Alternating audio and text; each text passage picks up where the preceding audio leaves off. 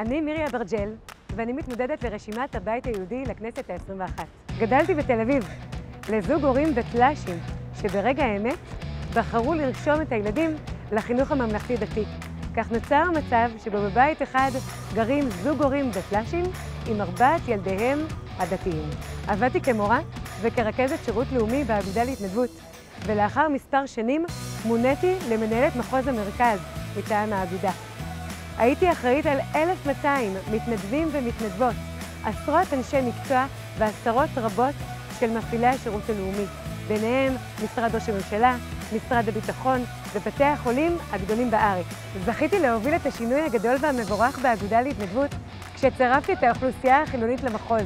וכך יישמתי קירוב לבבות הלכה למעשה. בשנים האחרונות הקמתי עסק המתמחה בתחום הנחיית הורים, ובבחירות המוניציפליות האחרונות נבחרתי כחברת מועצת העיר גבעת שמואל מטעם הבית היהודי.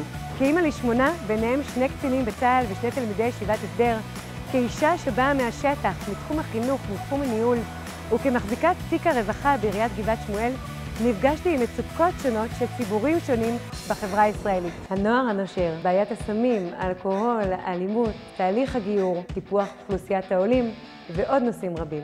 ולכם חברי המרכז, במהלך הקמפיין פגשתי אנשים מחוברים, אכפתיים, אנשים שמבקשים לראות אנשי עשייה שמביאים את דבר השטח. אני מתחייבת לייצג אתכם נאמנה מתוך מחויבות לערכי הציונות הדתית ולמפלגת הבית היהודי. נתראה בשני.